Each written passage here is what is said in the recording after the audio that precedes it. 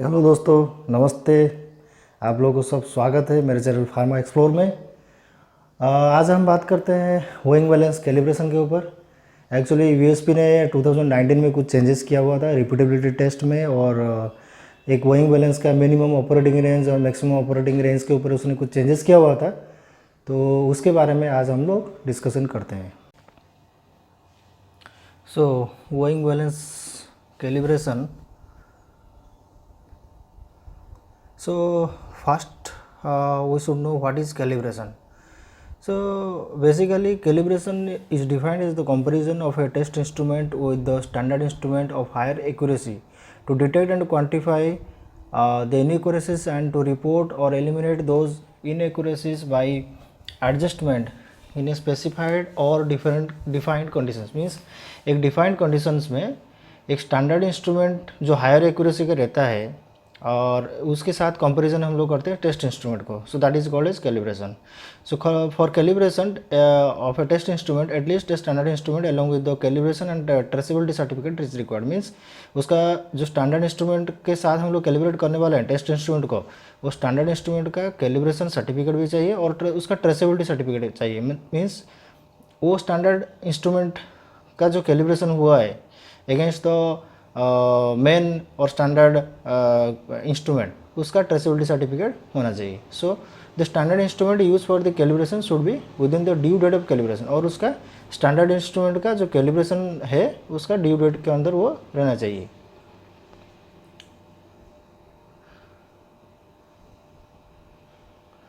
Next is the changes. So what are the changes done in USP for the weighing balance calibration? In 2019, USP made some changes. For example, the chapter title changed from weight and balances to only balances, and area of application जो पहले था accurately weighed for only assay test, वो change हो गया कि valid for only material that needs to be accurately weighed. Repeatability tolerance जो था वो 0.1% से 0.10% चेंज हो गया। एक्सपेंशन फैक्टर जो था पहले 3 था वो 2 हो गया, और जो एक्सेप्टेंस क्राइटेरिया था वो था पहले था 3 into standard deviation by standard weight, that is less than equal to 0.1%। वो अभी चेंज हो गया 2 into standard deviation by standard weight हो गया लेस देन इक्वल टू 0.10%। और जो स्मॉलेस्ट पॉसिबल सैम्पल वेट और लोएस्ट स्टार्टिंग पॉइंट था वो 1000 इंटू डी था, अभी 820 इंटू डी हो गया है।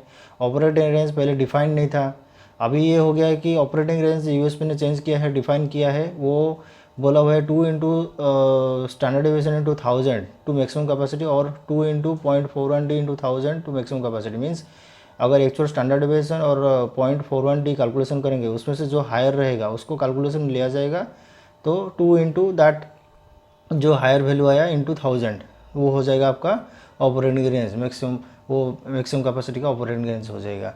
देन एक्यूरेसी में टॉलरेंस जो है वो सेटिस्फैक्ट्री, पहले जो था satisfactory if it's weighing value is within 0.1% with the test value, अभी वो चेंज हो गया, वो हो गया है 0.10% हो गया है। टेस्ट वेट जो था पहले 5 to 100% था, अभी भी 5 to 100% द बैलेंस कैपेसिटी है। Calibration uncertainty of the weight जो पहले डिफाइंड नहीं था वो अभी चेंज हुआ है, that must be within less than equal to 1/3 of the 0.10% is the standard weight. Means जो आपका स्टैंडर्ड वेट ले रहे हैं उसका 0.10% का 1/3 के अंदर उसका कैलिब्रेशन अनसर्टेनिटी रहना चाहिए। सो लेट्स सी, ये एक ग्राफ बनाया हुआ है मीनिंग जानने के लिए रिपीटेबिलिटी का।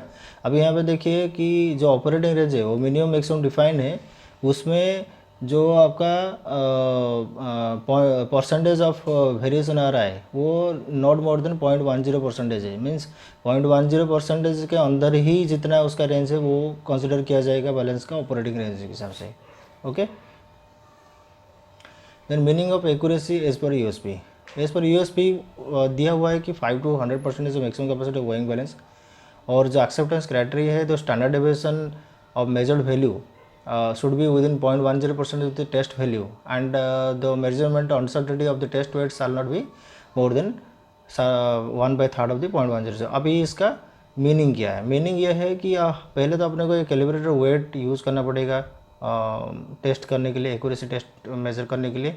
For example for a weighing balance having a observe value shown up to 3 digits, means अगर कोई बैलेंस का 3 डिजिट में शो कर रहा है, मीन्स पॉइंट के बाद अगर 3 डिजिट में शो कर रहा है, डेसिमल के बाद पॉइंट 3 डिजिट में शो कर रहा है, देन उसका क्या होगा, if 100 gram test weight is use then 100 gram plus minus 0.10% will be the limit, means 100 gram का अगर 0.10% हम लोग निकालेंगे तो वो 0.1 आएगा, 0.1 अगर जैसे 100/1000 अगर कर लोगे आप तो 0.1 आएगा, तो उसको प्लस माइनस अगर करेंगे तो 99.900 ग्राम टू 100.100 ग्राम उसका लिमिट रहेगा। And the calibration uncertainty of the test weight that should be 0.1 आया अपने 0.1, 100 ग्राम का 0.10% 0.1 आया, अभी 0.1 ग्राम का डिवाइडेड बाई 3 कर दो 0.03 ग्राम, मीन्स उसका जो कैलिब्रेशन अनसर्टेनिटी है स्टैंडर्ड वेट का वो 100 प्लस माइनस 0.03 रहना चाहिए। ओके, अभी प्रोसीजर क्या है, वेइंग बैलेंस कैलिब्रेशन का प्रोसीजर जो है जनरली जीरो एरर चेकिंग होता है, accuracy, linearity, repeatability, positional variance test होता है।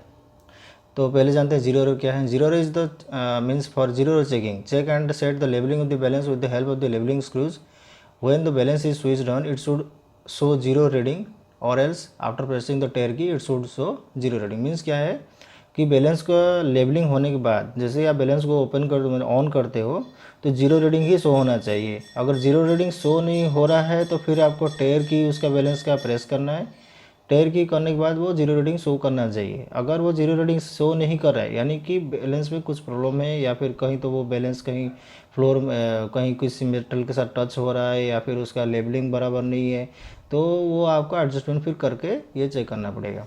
जीरो एरर रीडिंग होने के बाद ही हम लोग आगे कोई दूसरे टेस्ट में जा सकते हैं। अभी एक्यूरेसी एंड लिनियरिटी में जाते हैं। एक्यूरेसी के लिए क्या है कि हमें कुछ स्टैंडर्ड वेट सिलेक्ट करना है, उसको बैलेंस का सेंटर में हम लोग को रखना है एक एक करके और उसका रीडिंग हमको चेक करना है। तो मैंने यहाँ पे जैसे बोला है कि मिनिमम वेट जैसे मैंने बैलेंस का लिस्ट काउंट 1000 को सिलेक्ट किया है, फिर देन 20% देन 40, 60 और 80% मैक्सिमम कैपेसिटी ऑफ बैलेंस को सिलेक्ट किया है और इसका एक्सेप्टेंस क्राइटेरिया जो रहेगा वो स्टैंडर्ड वेट प्लस माइनस 0.10% रहेगा जो अकॉर्डिंग टू यूएसपी है। देन लिनियरिटी, लिनियरिटी मीन्स क्या है, जैसे एक्यूरेसी के लिए हमने जो जो स्टैंडर्ड वेट लिया हुआ है उन लोग का जो ऑब्जर्वेशन आएगा आने के बाद हम लोग को एक एक्सेल शीट में एक्चुअली एक ग्राफ बनता है। एक्सेल शीट में फार्मूला भी है कोरिलेशन फैक्टर निकालने के लिए। तो वो कोरिलेशन फैक्टर जैसे निकालेंगे हम लोग तो वो उसका लिमिट जो है that should not be less than 0.9999। तो मेरा लिनियरिटी मतलब क्या है, लिनियरिटी मीन्स जो ग्राफ बनेगा जो स्ट्रेट लाइन बनेगा the straight line should pass through the origin. तो वो मेरा लिमिट अगर लिमिट मेरा जो 0.9999 से ऊपर अगर है तो मेरा जो ऑब्जर्वेशन आ जाएगा तो फिर मेरा लिनियरिटी पास होगा। देन एक्यूरेसी लिनियरिटी के लिए मैंने एक एग्जांपल लिया हुआ है। सपोज एक बैलेंस का कैपेसिटी वेइंग बैलेंस की मैक्सिमम कैपेसिटी 200 ग्राम है और लिस्ट काउंट है 0.001 ग्राम लिस्ट काउंट है। तो मैंने यहाँ पे दिया हुआ है, देखिए स्टैंडर्ड वेट मैंने लिया हुआ है मिनिमम और 20%, 40%, 60% और 80% के हिसाब से मैंने लिखा हुआ है कैलकुलेट करके कि 200 का जो है वो मिनिमम मैंने लिया है 1 ग्राम, 20% के हिसाब से आएगा 40 ग्राम, 40% के हिसाब से 80 ग्राम आएगा, सिमिलरली 120 और 160 ग्राम आएगा नेक्स्ट के लिए। तो इनका जो 0.10% होगा ये स्टैंडर्ड वेट के अगेंस्ट पे वो भी मैंने लिखा हुआ है। देन देखिए उसका लिमिट कितना आएगा, जैसे ही जिसका जो 0.10% आया मैंने उसको प्लस माइनस किया, जैसे कि फॉर एग्जांपल 40 ग्राम का 0.04 ग्राम आया तो उसको प्लस माइनस किया तो 39.960 ग्राम टू 40.040 ग्राम आ गया। अब मान लो कि उसका ऑब्जर्वेशन जो आया सभी बैलेंस सभी वेट को मैंने एक एक करके सेंटर में रखा तो उसका ऑब्जर्वेशन फॉर एग्जांपल मैंने लिया हुआ है यहाँ पे। फॉर एग्जांपल 1 ग्राम अगर सेंटर में रखा तो मैंने मेरा जो ऑब्जर्वेशन आया मान लीजिए वो 1.001 ग्राम आया। सिमिलरली 60% जो लिया मैंने 120 ग्राम तो उसको रखा तो 120.011 ग्राम आया। ठीक है, अभी इसके बाद फिर मैंने क्या किया एक्सेल शीट में इसको कैलकुलेशन किया तो कोरिलेशन ऑफ कोफिशिएंट जो आया मेरा 1.5 टाइम्स 0 आ गया, यानी कि 0.9999 से ज़्यादा है। तो मेरा एक्यूरेसी एंड लिनियरिटी दोनों ही पास हो गया क्योंकि 0.10% के हिसाब से लिमिट के अंदर ही सारा ऑब्जर्व वैल्यू आया हुआ है। ओके, देन चेक करते हैं रिपीटेबिलिटी क्या है। रिपीटेबिलिटी के लिए क्या है, हमको एक स्टैंडर्ड वेट सिलेक्ट करना है, उसको हमें बैलेंस के सेंटर में 10 टाइम्स रखना है और 10 टाइम्स एक एक बारी बारी करके रखेंगे और हर एक बार का उसका ऑब्जर्वेशन हम लोग रिकॉर्डिंग करेंगे और उसका जो रिपीटेबिलिटी का फॉर्मूला है वो है 2 into standard deviation by standard weight. And इसमें स्टैंडर्ड डिविएशन जो हम लोग लेंगे इसमें क्या करेंगे कि एक्चुअल एक तो हमारा ऑब्जर्वेशन जो आएगा एक्चुअल स्टैंडर्ड डिविएशन कैलकुलेशन होगा और यूएसपी में ये दिया हुआ है कि 0.41 डी, मतलब डी मतलब स्केल इंटरवल मतलब है लिस्ट काउंट, तो 0.41 डी भी कैलकुलेशन होगा। अभी स्टैंडर्ड डिविएशन और 0.41 डी में जो सबसे हायर रहेगा उसको ही मैं एक्चुअल स्टैंडर्ड डिविएशन के हिसाब से फर्दर कैलकुलेशन लूँगा रिपीटेबिलिटी का। Okay,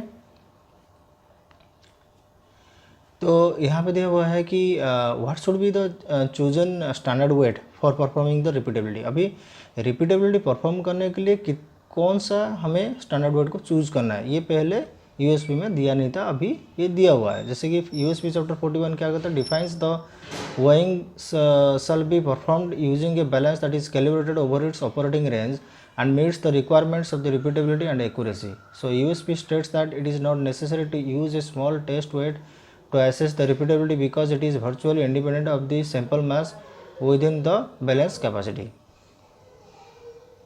And recommended standard weight for performing the repeatability is just half of the maximum capacity of the weighing balance. For example, for a 200 gram weighing balance, 100 gram standard weight should be taken for the repeatability test.